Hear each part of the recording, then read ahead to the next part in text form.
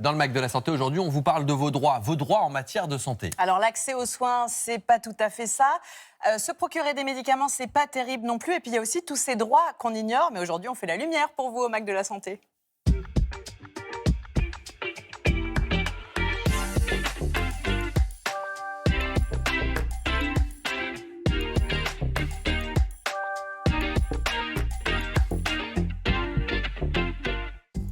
Bonjour à tous, bienvenue au Mac de la Santé. Je suis ravi de vous accueillir pour une heure d'émission en direct consacrée à votre santé et votre bien-être. Une heure durant laquelle on répond aux questions que vous nous posez et celles que vous recevez. Rim, bonjour. Bonjour Jimmy. Aujourd'hui, vous répondez à la question d'une téléspectatrice Ulvan à propos de ce qu'on appelle l'œil de perdrix. Exactement, c'est donc un corps interdigital, on appelle ça aussi comme ça, entre le 4e et le 5e orteil. On va expliquer à Ulvan d'où ça vient et surtout lui donner plein de solutions. Alexandra Delbo, bonjour. Bonjour, Jimmy. J'hésitais entre vous et Joël. Voilà. Parce que Joël, voilà, c'est Joël. Mais... Joël pour finir. Bon, non, mais Alexandra Delbo, bonjour. Vous allez nous parler de ce qu'on appelle la ventousothérapie. Oui, on dit aussi cupping, ce sont des gros ronds rouges, des sortes de suçons qui fleurissent sur le dos des sportifs. On va voir si ça a une efficacité prouvée ou non, et donc s'il faut le faire. C'est censé soulager des douleurs et plein de choses. Articulaires, tout Voilà, ça pour les grands sportifs et pour les non-sportifs aussi. Voilà ce que la science en dit. Joël Goron, bonjour. Bonjour. Comment allez-vous, Joël? Je vais très bien, je suis très contente parce que j'ai croisé des gens qui m'ont dit que dans la vraie vie, enfin, ils m'ont parlé dans la vraie vie, ce que j'appelle, hein, et dans la vraie vie, ils m'ont dit que je leur donnais envie de lire. Super. Eh ben, je peux vous dire, pour moi, c'est un salaire. À la limite, vous pourriez ne plus me payer. Ne dites pas trop fort ça. Mais non, Joël, vous méritez. Tout travail mérite salaire. Et aujourd'hui, vous allez nous parler de 3 coups de cœur, encore littéraires. Absolument. Et j'espère qu'ils donneront envie à nos téléspectateurs de se mettre ou remettre à J'espère la bien, lecture. il y a intérêt. Le Mac de la Santé, c'est également du reportage. Et dans notre série Le Pouls de la France, nous irons dans la Loire à la découverte d'un refuge pour animaux sauvages, des lions, des tigres, des singes qui ont été abandonnés ou qui sont issus de trafic. Nous répondrons à toutes vos questions autour des prothèses dentaires. Et ça, c'est vraiment très concernant. Quand faut-il poser une couronne ou mettre plutôt, tiens, un appareil dentaire? Peut-on poser des implants chez tout le monde? Et puis le nerf de la guerre, vous le savez, c'est l'argent. Combien cela coûte réellement et comment pouvez-vous être remboursé? Les explications avec une chirurgien dentiste. Nous sommes en direct, vous pouvez nous poser toutes vos questions par SMS au 41 555. Tout de suite, le journal avec Emma Strack. Bonjour Emma. Bonjour Jimmy, bonjour à toutes, bonjour à tous. On commence ce journal avec un vote qui doit avoir lieu aujourd'hui au Parlement européen et qui nous met hors de nous. Écoutez bien, parce que cela concerne vos shampoings et autres gels douche. Oui, carton rouge pour ce texte qui prévoit d'allonger le délai accordé aux fabricants de ces cosmétiques qui se trouvent dans votre salle de bain. Les industriels pourraient avoir plus de temps pour retirer des produits nocifs pour la santé. Il faut savoir qu'aujourd'hui, ils disposent de 18 mois, mais les eurodéputés pourraient leur accorder 5 ans avant le retrait des produits toxiques, dont certains sont reconnus comme cancérigènes ou nuisants à la fertilité, par exemple. Alors dit comme ça, c'est totalement incompréhensible et vous allez voir que l'argument avancé est encore plus absurde. Eh bien oui, c'est la souplesse industrielle. En gros, le fabricant a besoin de plus de temps pour revoir sa copie, revoir sa formule. Et pendant ce temps, eh bien, ces shampoings, gels douche et autres parfums qui contiennent des molécules toxiques restent chez vous. Et vous continuez à les appliquer tous les jours sur votre peau. C'est franchement insupportable que des politiques puissent céder au lobby qu'on imagine au lieu de protéger la santé des citoyens, d'où notre carton rouge aujourd'hui. En clair, ce sont les lobbies qui sont plus forts que vos intérêts qui priment, malheureusement. On passe à un tout autre sujet. Vous l'avez peut-être déjà expérimenté et vous le savez, c'est de plus en plus compliqué pour obtenir un rendez-vous chez le médecin. Oui, c'est ce qui ressort du baromètre 2026 des droits des personnes malades, publié aujourd'hui par France Asso Santé, qui représente les patients et qui défend leurs intérêts. Alors la bonne nouvelle, c'est que les Français sont très largement satisfaits de leur relation avec les professionnels de santé. Mais encore faut-il trouver un rendez-vous. Et outre les délais, il y a aussi la question des pénuries de médicaments et des dépassements d'honoraires. Et pour en parler, nous recevons Arthur Dauphin, conseiller national à France Asso Santé. Bonjour. Bienvenue à vous. Bonjour. Merci d'avoir accepté notre invitation. Dans votre baromètre, on apprend qu'un Français sur 4 s'est vu refuser une consultation au cours de l'année dernière. Le chiffre me paraît énorme. On imagine les conséquences dramatiques sur les soins qui suivent.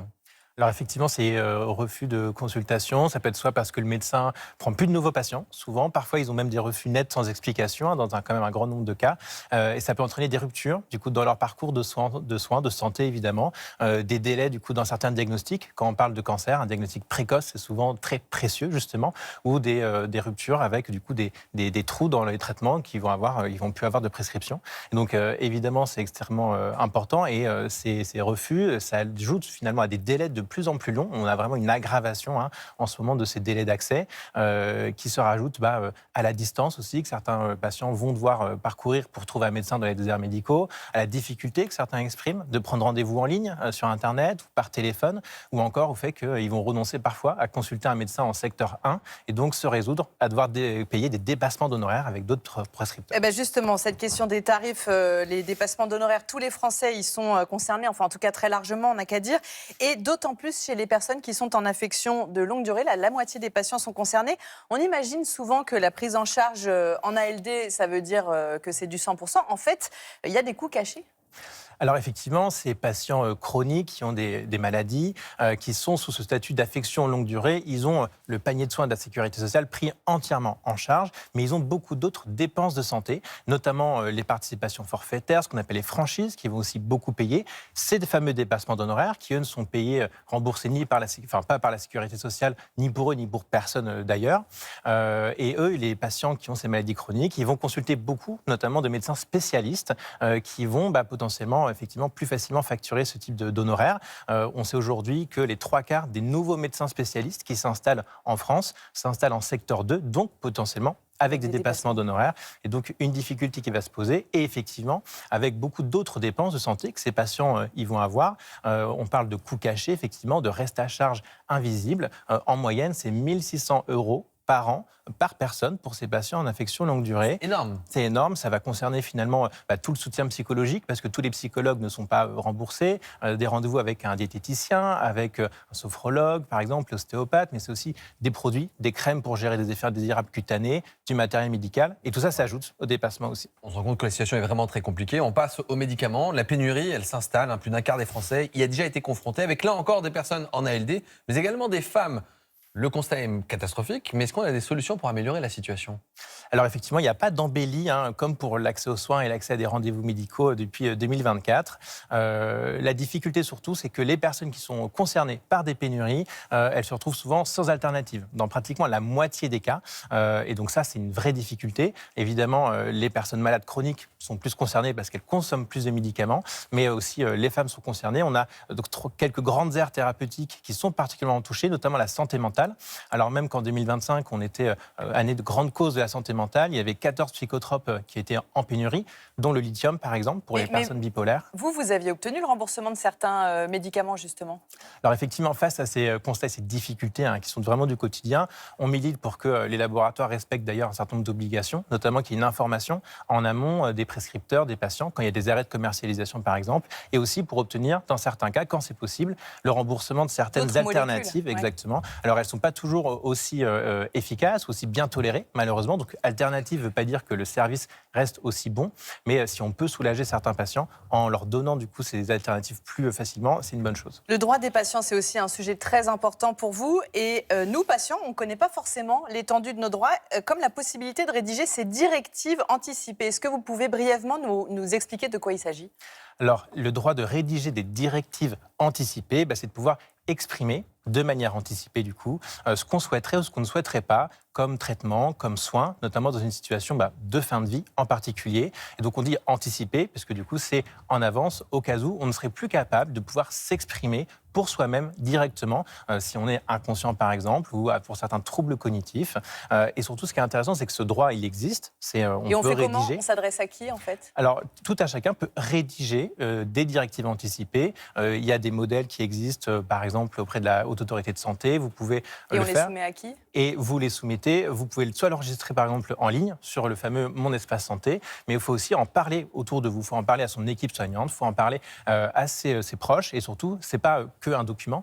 C'est bien rappeler qu'on a tous le droit d'être pris en charge, même si on refuse des traitements, que notre douleur soit prise en charge, qu'on soit soulagé. Et ça doit ouvrir un vrai dialogue, finalement, avec aussi l'équipe soignante. Vous dressez aussi dans votre baromètre un constat alarmant en matière de droits des patients, c'est la difficulté à obtenir un crédit en raison de l'état de santé. Ça aussi, ça concerne un quart des Français interrogés et encore plus en ALD.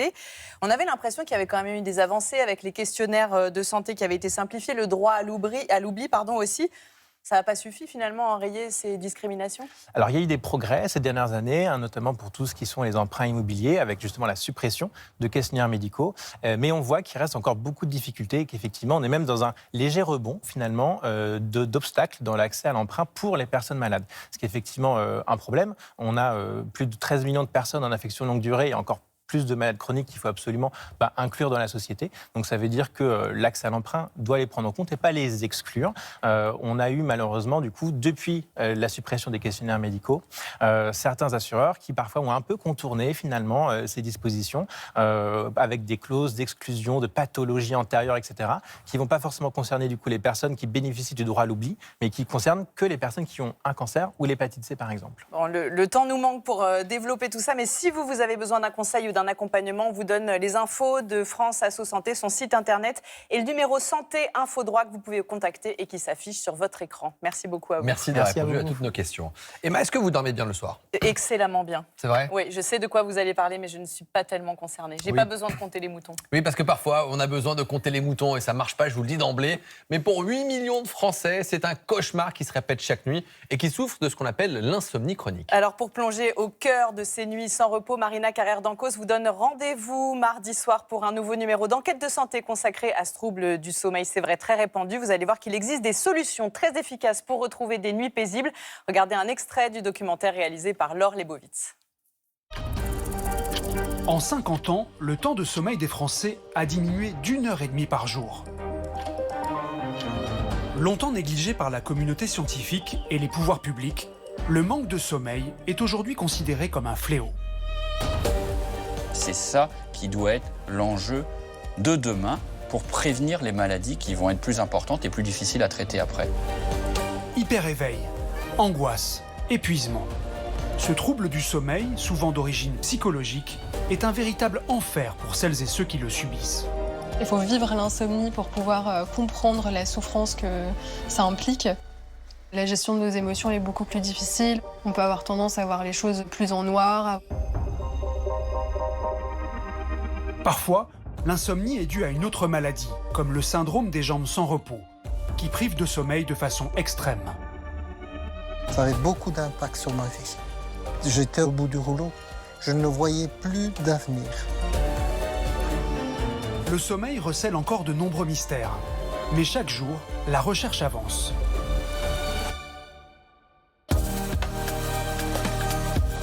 Quelles sont les causes de l'insomnie chronique? Est-ce que tout va bien pour vous? Quelles sont les conséquences de ces privations de sommeil répétées?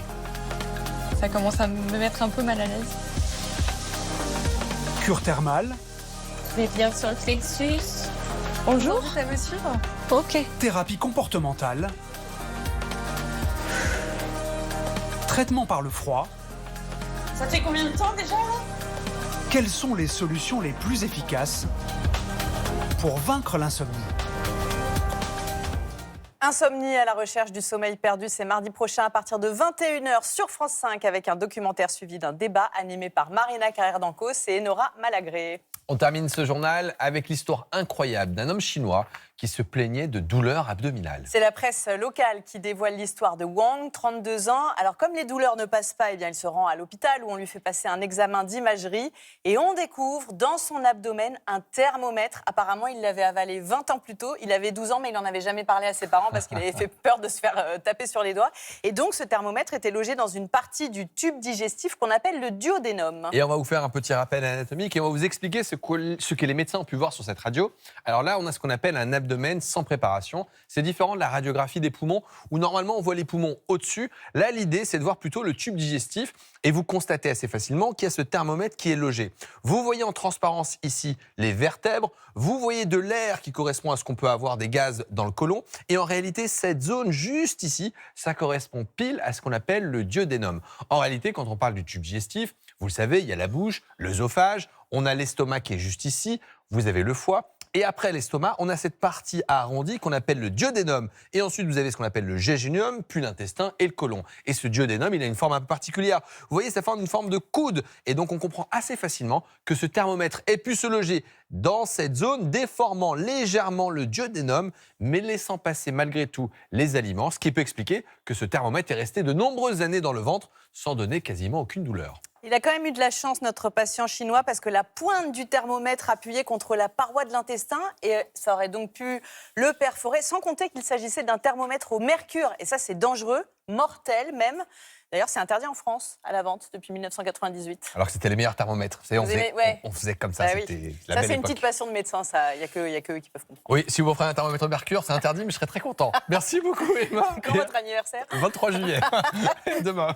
À demain. Dans quelques instants, dans notre dossier du jour, nous répondrons à toutes vos questions à propos, vous savez, des prothèses dentaires et nous serons avec une chirurgien dentiste.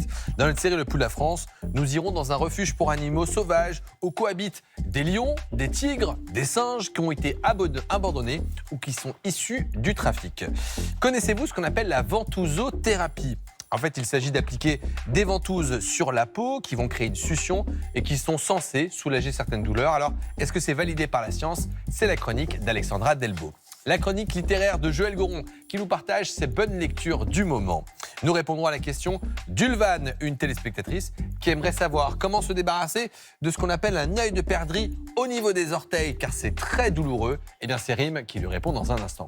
Je vous rappelle que nous sommes en direct. On attend toutes vos questions par SMS au 41 555 et il est temps de retrouver nos chroniqueurs.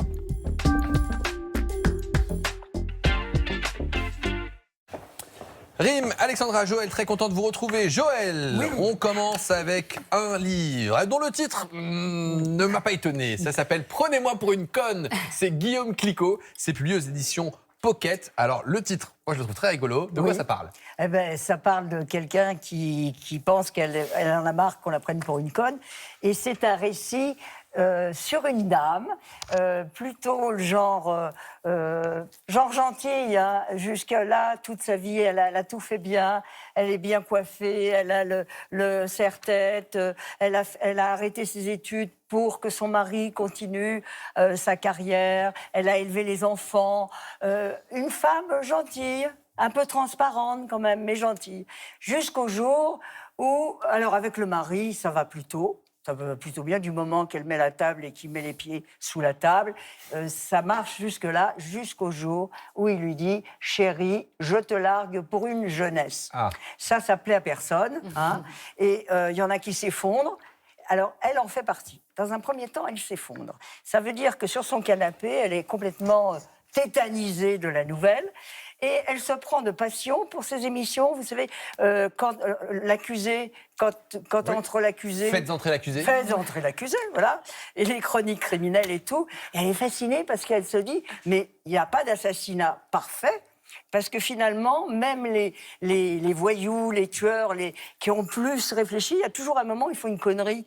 Par étourderie, ou parce qu'ils sont tout simplement très cons quand même, jusqu'à laisser par exemple des preuves comme leur carte d'identité dans la boîte à gants de la voiture qu'ils avaient traficotée, enfin des choses comme ça. Et ça lui donne des idées ? Ah ben ça lui donne des idées, mais pas tout à fait. Dans un premier temps, on n'est pas dans un polar. Hein, okay. Non. L'idée que ça lui donne, c'est de réaliser qu'on l'a prise pour une conne, pour de vrai, et elle va se mettre à évoluer, à se transformer. Et ça, c'est très intéressant. C'est ça qui vous a plu dans ce livre ? Pardon ? C'est ça qui vous a plu dans ce livre, c'est la J'ai transformation. adoré ça. Et puis, évidemment, l'histoire, elle va plus loin que ce que je vous dis, parce que sans ça, ce ne serait pas intéressant. Mais c'est écrit d'une façon vigoureuse, c'est drôle. Et puis surtout, ce qui est bien, c'est qu'il n'y a pas qu'elle qui est intéressante. Il y a les enfants, il y a les copains du mari. Super, super livre. Allez-y. Autre livre, du rire aux larmes ensuite, hein, votre deuxième choix, Joël Goron, c'est Juno et l'aigle de Karl Géry, un roman aux éditions Le Point. De quoi ça parle ? On est tout à fait dans autre chose. On est en Irlande. Alors, pour vous, si l'Irlande, ça se résume à du vert, des collines, Connemara et ce genre d'imagerie, alors là, on est dans le noir. On n'est pas ni dans le rose, ni dans le... on est dans le noir. Le noir, c'est Madame la misère, ce que j'appelle moi. C'est-à-dire, on est chez des gens pauvres et puis qui ont plein de problèmes. C'est-à-dire que la vraie misère, c'est quand on n'est pas né au bon endroit, pas au bon moment, pas dans la bonne famille et qu'on a l'impression qu'on est condamné à vivre. Avec un peu de lumière quand même. Un peu de lumière parce que c'est l'histoire de 2 ados qui sont dans ce milieu-là. 2 ados absolument bouleversants. Un garçon et une fille, ils auront 14-15 ans et tout, et ils se trouvent entre eux. Ils vont nouer une amitié où ils peuvent se permettre de penser à autre chose, d'envisager un avenir. Et c'est lumineux parce que ces gens sont vraiment... On les oubliera jamais. Et moi, je pense qu'il y aura une adaptation cinématographique qui va être faite de ça parce que on les oublie pas. Ils sont vraiment formidables. On vous sent touché juste en racontant l'histoire. Franchement, Et c'est écrit d'une façon géniale, forte.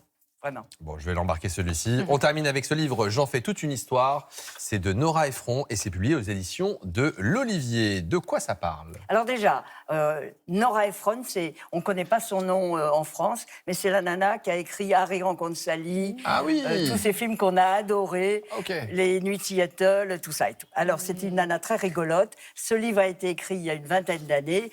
Et ça parle de quoi? Ça parle de tout, de la vie quotidienne, quand on a beaucoup d'humour et qu'on sait bien observer les choses. Je peux simplement vous donner quelques petits exemples. Par exemple, c'est le genre de... Elle constate que tout ce qui vous déplaît à l'âge de 35 ans, les filles, vous le regretterez à l'âge de 45. Si la chaussure ne vous va pas dans le magasin, dites-vous qu'elle ne vous ira jamais. C'est important, ça. Quand vos enfants sont ados, il est important d'avoir un chien pour vous accueillir le soir à la maison, parce que lui, au moins, il vous fait pas la gueule. Voilà. Ce sont des choses très précises, très joliment racontées, et c'est le genre de truc dont on parle entre copines. Par exemple, pourquoi on met un col roulé?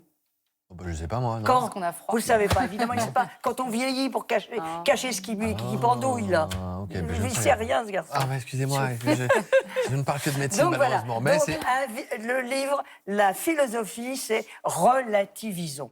Et je pense que c'est très important. Eh bien, merci beaucoup. J'en fais toute une histoire de Nora Ephron. C'est publié aux éditions de l'Olivier. Merci beaucoup, Joël, de ces coups de cœur.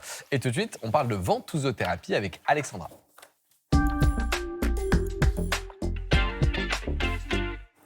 Mais avant ça, on a reçu la question de Sabrina qui a très peur du dentiste. Elle nous demande si la pose d'une prothèse est douloureuse. Eh bien, nous y répondrons dans quelques instants aussi, ainsi qu'aux questions d'Estelle, Françoise, Liliane ou encore Rose dans notre dossier du jour consacré aux prothèses dentaires.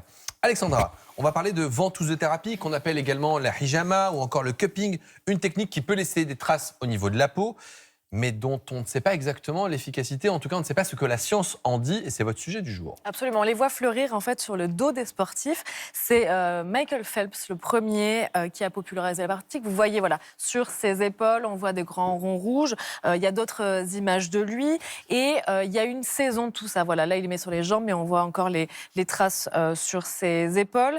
Il y a une saison de tout ça, parce qu'à chaque JO d'été, en fait, on voit justement sur les réseaux sociaux les sportifs qui montrent et dévoilent un petit peu leur corps. Un autre corps de sportif, parce que c'est ma chronique, c'est moi qui choisis. Florent Manodou aussi, voilà, qui montre. Goût, Alexandre. On voit son dos, justement, c'est rond rouge. Il n'y a pas que les nageurs, parce que Karim Benzema a fait de même, et on en voit qu'il en met aussi sur tout son corps. Donc finalement, c'est une pratique de sportifs qui s'est répandue sur les réseaux sociaux, et en fait, quand on cherche, on voit qu'il n'y a pas que les sportifs. Il y a des gens chez eux qui commencent à justement faire ça, et puis on le pratique aussi dans les centres de bien-être, notamment de médecine chinoise. Alors, c'est quoi le principe d'ailleurs? Comment ça marche Eh bien, ce sont des ventouses, c'est ce qu'on voit en fait ici. Celles-ci, je pense qu'elles étaient en verre, mais il y en a en silicone. Et la méthode, c'est à peu près celle-ci. On imbibe en fait un coton d'alcool à brûler, on le brûle, ça chauffe. On le passe dans la ventouse et donc du coup ça va créer une dépression. En fait, la chaleur va chauffer l'air à l'intérieur, ça crée une dépression et ça va aspirer la peau à l'intérieur. Elle devient bombée et ensuite hop, on l'enlève et ça fait cette trace. En fait, finalement, c'est une sorte de suçon. Alors, du coup, quels sont les bénéfices qui sont supposés être attendus? Alors, les bénéfices supposés, il y en a plein. L'objectif, c'est de décongestionner les tissus, de soulager les douleurs musculaires et articulaires, de remobiliser en fait la circulation sanguine, notamment, c'est ce qu'on voit, et la circulation lymphatique. Et puis, il y en a qui vont un petit peu plus loin. Selon l'Association internationale des praticiens en médecine des ventouses, elles sont aussi conseillées pour d'autres pathologies, comme soigner les bronchites, l'asthme, les allergies, les problèmes intestinaux, gynécologiques, jusqu'aux migraines. Alors là, ça devient une panacée. Déjà, attention, dès qu'on dit que ça soigne tout, il y a toujours un petit peu de danger, donc soyez méfiants. Quand ça soigne tout, il ne faut pas forcément y aller. Et puis surtout, ces effets ne sont pas formellement démontrés. Et justement, que dit la science, que disent les études à propos de la ventousothérapie? Derrière, il y a quelques études en fait sur la question, il y en a un peu plus d'une centaine. Le problème, c'est un peu toujours la même chose, c'est que ce sont des petites études. Il n'y a pas beaucoup de volontaires dedans, il n'y a pas beaucoup de monde, et puis elles sont méthodologiquement pas tout à fait fiables. En fait, de ces études-là, on ne peut pas tirer de conclusion, on ne peut rien dire, on ne peut pas dire qu'il y a une efficacité qui est démontrée. Il y a ces quelques études pour soulager les douleurs musculaires et articulaires, mais on ne peut pas conclure. Et puis, pour tout le reste, problèmes respiratoires, gynécologiques, intestinaux, maux de tête, là, vous pouvez oublier parce qu'il n'y a rien du tout. Pas de preuve donc d'une efficacité démontrée, mais est-ce que ça peut apporter une forme de bien-être? Comme tout massage, en fait, finalement. Et c'est ce que le chiropracteur, en fait, de Michael Phelps le reconnaît, en fait, dans une interview, justement, en 2016. Il dit qu'il y a certainement un élément psychologique à prendre en compte. Donc, le mental joue un petit peu là-dedans. Alors, on peut le comprendre, peut-être l'effet psychologique pour les sportifs de haut niveau, mais pour les gens du quotidien, qu'est-ce qu'on peut dire? On ne recommande pas tout à fait, parce que cette pratique, déjà, elle est interdite chez les médecins. Vous devez le savoir, elle est interdite chez les médecins, elle est interdite aussi par les kinésithérapeutes. L'ordre des kinés a détaillé là en disant que c'est une technique qui est injustifiée parce que justement son efficacité n'est pas suffisamment éprouvée. Et puis surtout, ça présente un risque de lésion, notamment de saignement ou de brûlure. Brûlure, j'imagine, s'il y a une mauvaise manipulation des ventouses. Mais donc, risque, pas de bénéfice. Donc eux, ils sont très clairs. Finalement, ce qu'il faut comprendre, c'est que ceux qui la pratiquent sont jamais des professionnels de santé. Et le risque, c'est toujours le même, c'est de passer à côté d'une vraie pathologie. Donc, si vous avez mal quelque part, on va voir un kiné ou avoir un médecin. Et puis sinon, il faut retenir que les ventouses, c'est pas du soin, c'est juste un massage. Eh bien, merci de toutes ces précisions, Alexandra. Et tout de suite, on prend le pouls de la France, direction la Loire.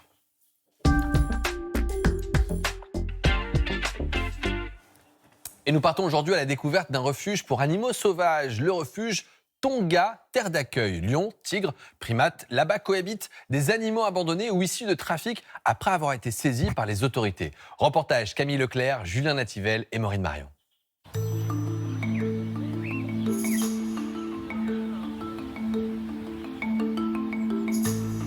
Le sud-est de la Loire abrite un petit bout de terre sauvage, un espace zoologique. Plus haut sur la colline, une zone est interdite au public. Ici, on recueille des animaux sauvages saisis par les autorités. Ah oui, elle est là. Donc là, on a un serval qui vient d'arriver, il est arrivé il y a quelques jours. Donc c'est un serval qui a été saisi chez des particuliers qui n'avaient pas le droit de l'avoir, puisque c'est des animaux sauvages. On l'entend râler, voilà, j'irai pas lui faire des gratouillis sur le bout du nez. Ça nous exaspère toujours de voir que des particuliers peuvent avoir ça à la maison. Et c'est totalement illégal. Une opération délicate débute pour l'équipe soignante. L'animal doit être anesthésié pour un examen médical. C'est tout bon? Allez, elle dort. On va y aller. Ces félins d'Afrique sont victimes d'un trafic. Nés en captivité en Europe, ils sont vendus à des particuliers sur le marché noir. Les soignants n'ont aucune information sur l'état de santé du serval. C'est gros, on n'a pas d'anomalie, on n'a pas de tartre, pas de gingivite. Prise de sang. 13 kilos. On regarde que l'animal soit bien en forme, et bon, ce qui semble être le cas pour cette jeune femelle. Donc voilà, on a des bonnes griffes. Vacciné, pucé et déparasité, une nouvelle vie commence pour ce serval. Ce refuge voit le jour il y a presque 20 ans, avec la volonté de l'espace zoologique de créer une association pour sauver les animaux saisis par les autorités. Pour prendre soin d'eux, l'homme qui murmure à l'oreille des tigres. Oh. Oh. Bah oui, ma mère. Oh. On essaie de parler le tigre, on essaie de se faire comprendre, mais c'est à nous de s'adapter à eux. Oh. Jusqu'à 80 pensionnaires cohabitent ici, et notamment ces anciennes bêtes de cirque, qui pour certaines n'ont connu que la vie en cage. C'est toujours des animaux qui ont une histoire particulière, parfois dramatique. Donc rien que de voir un animal comme ça poser pour la première fois une patte dans l'herbe, jouer avec des feuilles, ça nous met la larme à l'œil. C'est toujours des moments qui sont magiques pour nous. Ça va, Douglas? T'as joué? Tu donnes pas ta balle, hein? Une attention d'autant plus nécessaire lorsque les animaux arrivent dans des états de santé déplorables. Comme Rani, une tigresse qui souffre d'une inflammation chronique des intestins. Je crois qu'hier, elle a mangé 1 kg et avant-hier 100 grammes, alors que normalement, elle mange 4 kg par jour. Un dresseur français a fait se reproduire des tigres d'une même fratrie pour obtenir cette couleur blanche. La maladie de Rani est la conséquence de sa consanguinité. C'est encore une fois de plus l'homme qui est responsable de son état. Donc nous, on essaie de faire au mieux pour l'aider dans sa maladie. Mais voilà, c'est toujours un peu... Seuls les médicaments peuvent soulager la tigresse. Lieu de répit pour les animaux, le refuge n'est qu'une étape dans leur vie. 3 bébés singes détenus illégalement par des particuliers ont terminé leur quarantaine.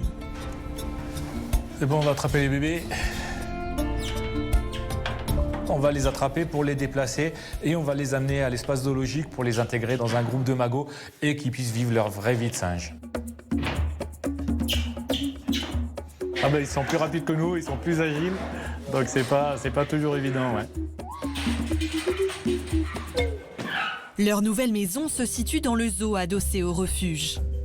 Ici vit déjà tout un groupe de magots adultes issus du trafic.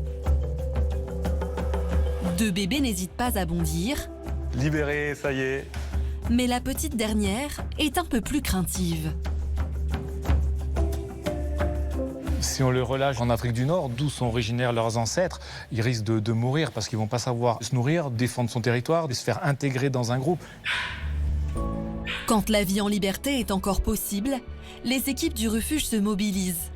Grâce à un appel aux dons, 8 félins ont pu rejoindre l'Afrique du Sud.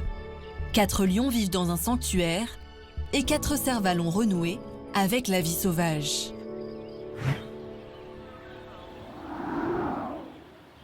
Et tout de suite, c'est Rim qui répond à toutes vos questions.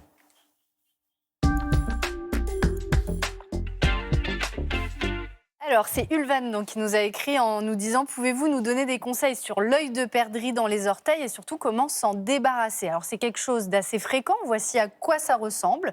C'est une callosité molle, souvent blanchâtre, avec un bord rouge et surtout ce petit noyau, un point noir à son centre.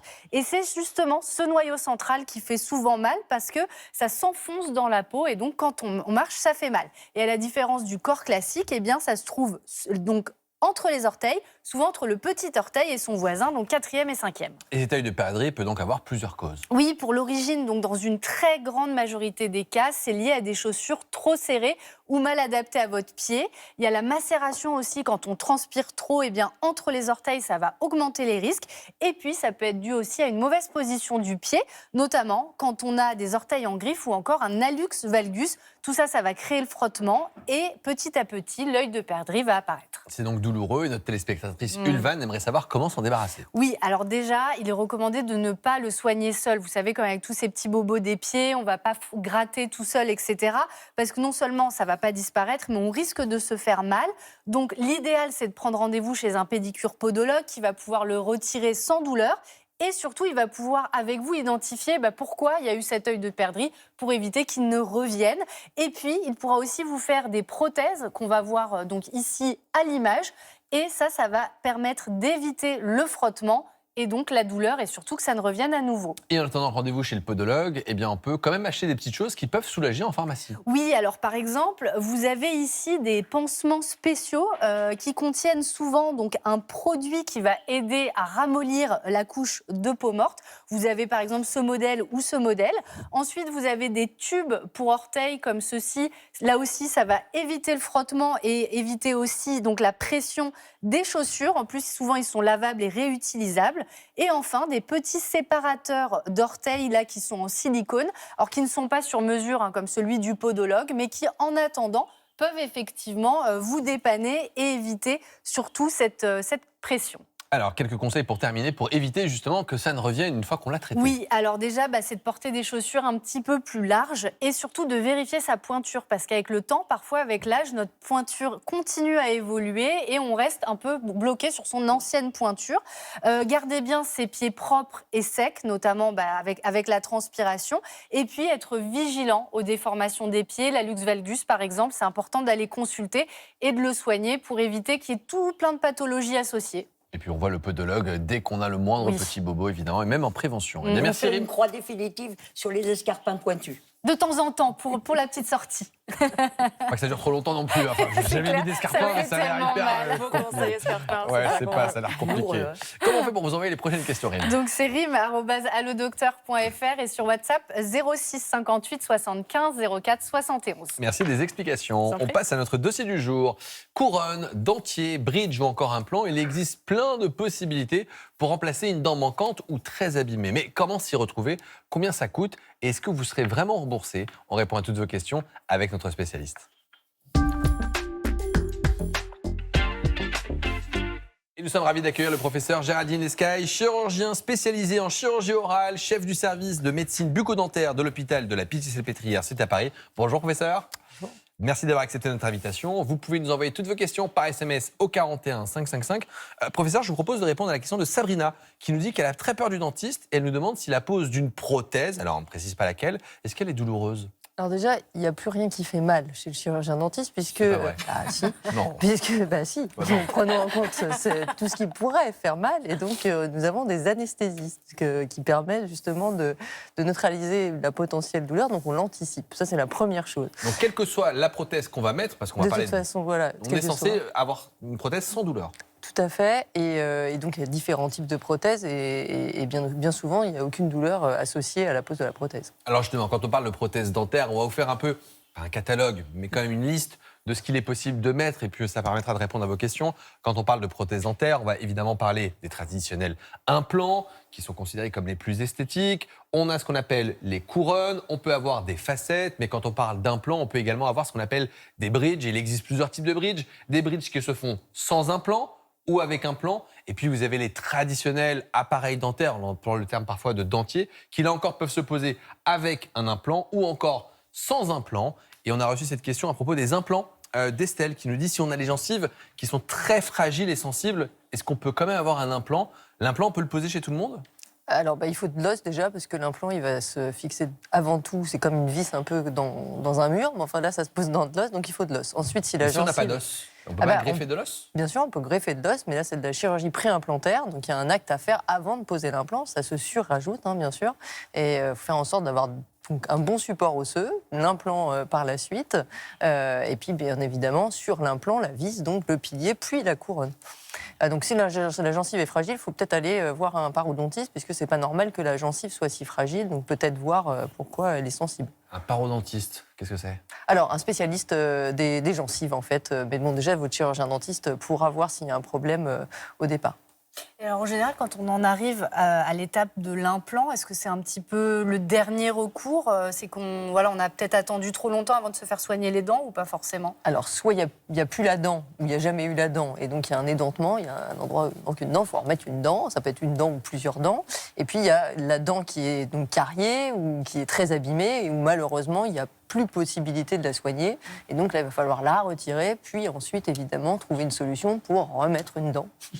Et donc, voilà, on peut en arriver là, en effet. Quand on parle de prothèses, on pense forcément aux dentiers. On a cette question de Françoise qui nous demande si ces prothèses modernes, est-ce qu'elles sont plus confortables qu'avant? Est-ce qu'on les supporte mieux qu'avant? Alors, une prothèse, si on fait référence au dentier, donc effectivement, c'est une prothèse qui est amovible. Alors, le fait qu'elle soit amovible, c'est forcément moins confortable que d'avoir une prothèse fixe. Donc, c'est la grosse différence. Une fois qu'elle est fixée sur l'implant, il n'y a pas besoin de la retirer, elle reste là. Mais parfois, la prothèse, elle fait mal en plus. Les gens hésitent à aller voir le dentiste, ils disent « ah, elle est douloureuse ».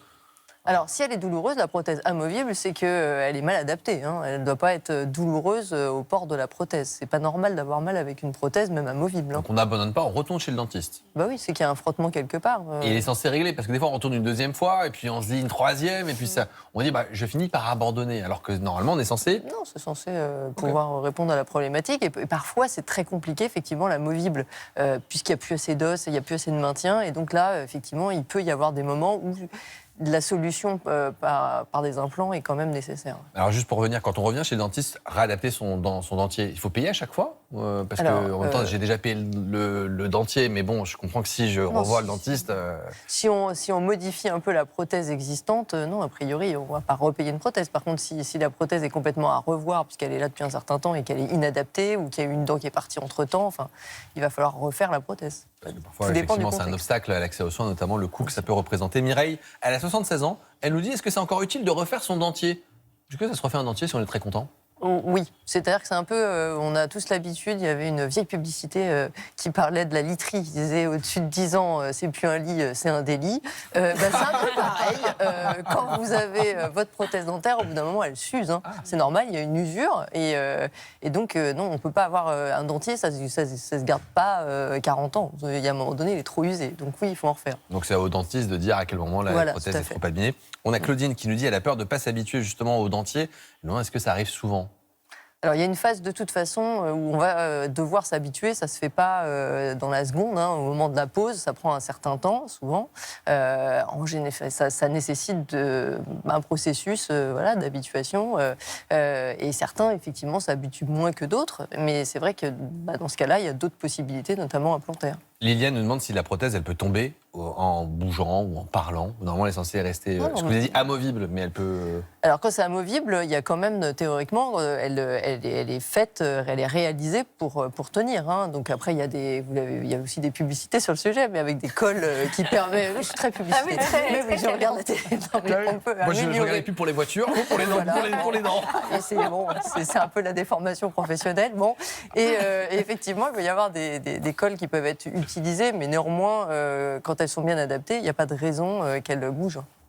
Et alors, c'est toujours le dentiste qui choisit ce qui va être mis entre dentier, implant, ou est-ce que parfois les patients vous disent qu'ils ont une préférence pour l'un ou pour l'autre? Alors, on doit expliquer aux patients les différentes alternatives thérapeutiques et le pour, le contre, les avantages, inconvénients de chacune des possibilités, avec les coûts aussi, hein, bien sûr. Et donc, il y a un choix qui se fait éclairé entre le praticien et le patient. Donc, il peut y avoir plusieurs possibilités. Très souvent, c'est le cas. Hein. Et donc, voilà, en fonction de la situation. Aliette nous demande si on peut manger normalement avec une prothèse fixe. C'est l'objectif de la prothèse. On est censé pour remanger correctement. Ah oui, que ce soit fixe ou amovible, l'objectif, quand même, c'est de réhabiliter une fonction, que ce soit pour manger, sourire, pour retrouver tout ce qu'il faut et toute la fonction d'une dent. Quand on parle de prothèse fixe, on a un reportage il y a quelques instants sur les implants, mais vous allez peut-être aussi nous montrer ce que c'est qu'une couronne et comment ça se pose peut-être, parce que couronne, on voit la couronne d'un roi, mais c'est presque ça. Est-ce que vous pouvez nous expliquer le tableau justement?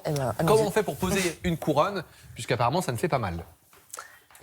Donc là, effectivement, on a une dent qui est visiblement relativement abîmée. Il y a une bonne perte de substance. Donc on va devoir préparer d'abord la dent. C'est le chirurgien dentiste qui va donc préparer et qui va donc avoir une forme un petit peu adaptée pour pouvoir réaliser un dispositif, donc la couronne qui va se fixer sur la dent.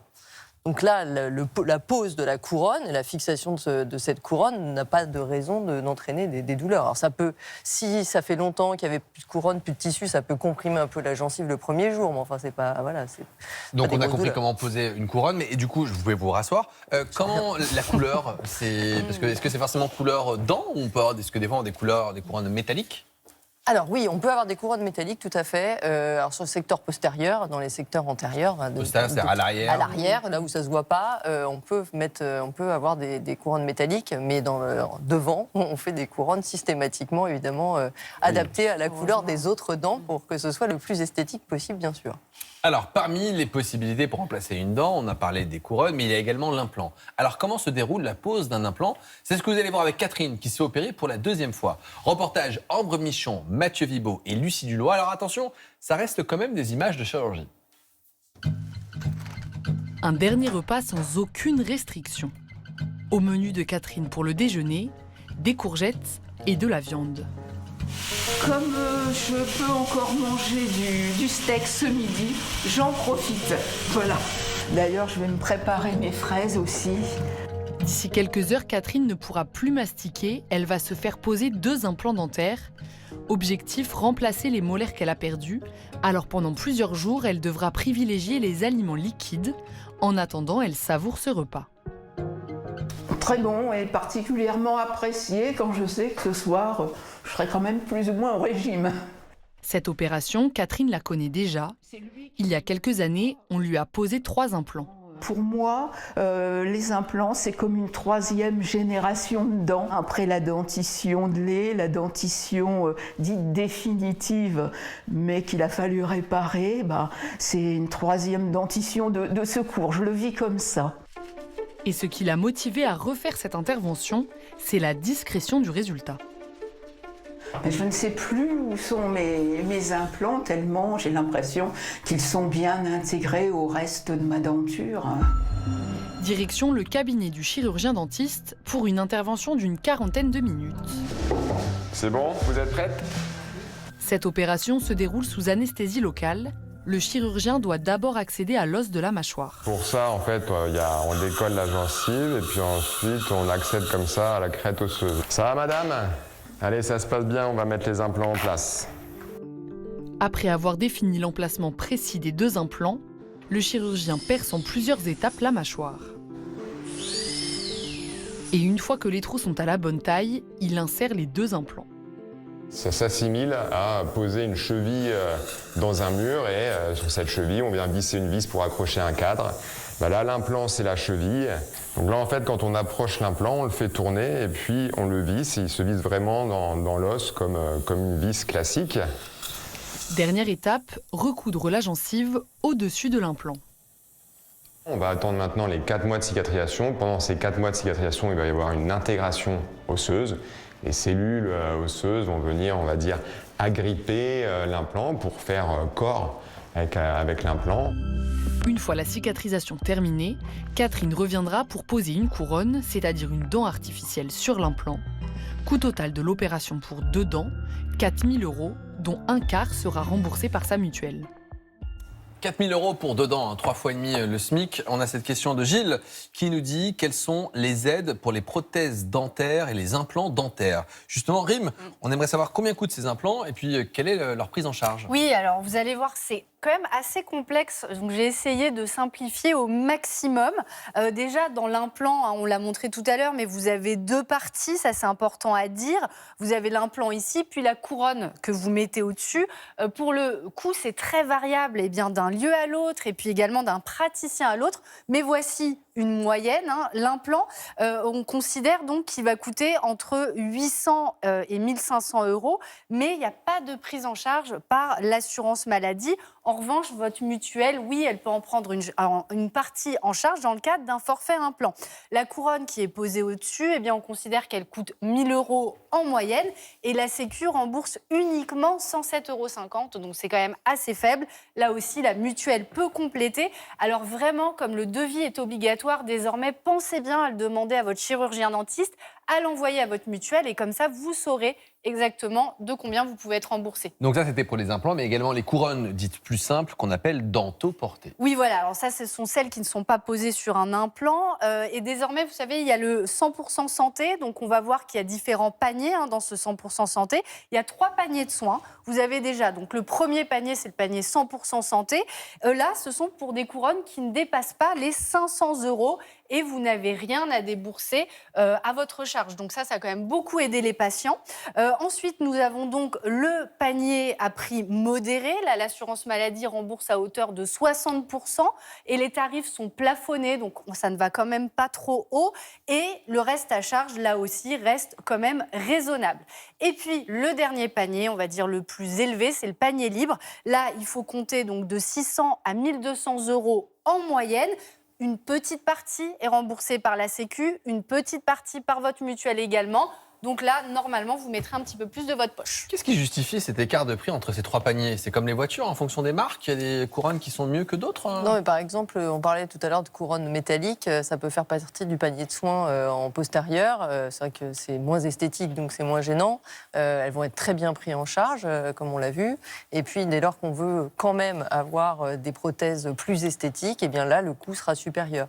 Après, voilà, il y a plein de choses qui peuvent influer sur le tarif. Est-ce qu'on peut négocier? Est-ce qu'on peut dire à son dentiste, c'est trop cher, baissez-moi de 100 €? Non, par contre, ce qui peut être possible, c'est la manière dont ça va être échelonné. C'est-à-dire ça peut être discuté. Et après, concernant le devis, on explique forcément aux patients. Et de toute façon, tous les chirurgiens dentistes conseillent évidemment d'envoyer à la mutuelle. Et puis on voit avec les mutuelles, effectivement, quelle est la prise en charge. Mais on a le droit de négocier quand même, non? Il a le droit de nous dire non, mais on a le droit de demander, de se dire, là, c'est, je sais pas, 4 500 €, moi j'ai 4 000 € de budget. C'est surtout en fonction des différentes alternatives qu'on va vous proposer. Moi, je veux la même chose pour moins cher. C'est pas tout à fait comme ça que ça se passe. Alors, est-ce qu'on peut faire des devis ailleurs? Est-ce que c'est une mauvaise idée de oui, se non, dire... tout à fait. On peut aller voir à d'autres endroits et faire plusieurs devis. Ça, c'est comme pour tout. On peut très bien, effectivement, demander combien ça coûte. Pas faire jouer la concurrence parce que c'est pas le bon terme. Oui, c'est pas forcément la même chose non plus. Mais en fait, le coût du prothésiste n'est pas forcément le même. C'est pas forcément le même prothésiste qui va faire le travail au final. Donc, ce sera pas forcément exactement la même chose. Le matériau peut-être, mais... Rose nous pose cette question. Est-ce qu'on peut poser une prothèse en cas de diabète quand on est diabétique? Oui, bien sûr, il n'y a aucune contre-indication à faire une prothèse, même à poser des implants quand on est diabétique. Il y a des précautions d'emploi juste avant, quand on est diabétique, est-ce qu'on fait plus attention à certaines choses? Alors oui, par contre, le diabète, on sait qu'il y a un lien avec la parodontite et donc on n'est plus sujet à potentiellement pouvoir perdre ses dents. Donc il faut effectivement... Parodontite, c'est l'inflation, l'infection du soutien de la dent, la gencive. Exactement, et donc qui accélère la possibilité d'avoir des dents mobiles et qui donc sont à retirer. Donc c'est vrai. Jean-Philippe, il est sous anticoagulant, il nous demande si on peut recevoir une prothèse. Oui, bien sûr, on peut me poser des implants sous anticoagulants. Nadège nous demande à quelle fréquence il faut contrôler sa prothèse chez le dentiste. Alors, tout dépend du type de prothèse déjà. Et de toute façon, pour tout patient en prothèse ou pas de prothèse, on recommande de voir son chirurgien dentiste au moins une fois par an. Jérôme nous dit, est-ce qu'il y a un risque d'infection à la suite d'un pose d'un implant? Alors oui, on peut. Donc les implants, le succès, taux de succès est autour de 95% de manière générale. Donc c'est quand même, il y a toutes les chances que ça fonctionne. On peut avoir malheureusement une absence d'ostéo-intégration, parce qu'à la différence de la vis dans le mur, c'est que là c'est du tissu osseux, ça réagit, donc ça va se solidifier. On doit avoir une ostéo-intégration de l'implant, et parfois ça ne se fait pas, et donc on peut perdre l'implant s'il n'y a pas cette ostéo-intégration. Que l'implant se solidarise avec l'os, ne forme plus qu'un. Et voilà. Et parfois, on peut le perdre beaucoup plus tard aussi. Voilà, donc on peut avoir ça. Michel nous demande combien de fois on peut remplacer une couronne? Alors, une couronne, on peut la remplacer plusieurs fois. C'est difficile. Alors, c'est vrai qu'à chaque fois, on peut être amené à retailler la dent. Donc, c'est sûr qu'on ne va pas la changer 500 fois, mais on peut rechanger une couronne si le tissu osseux, le tissu dentaire le permet.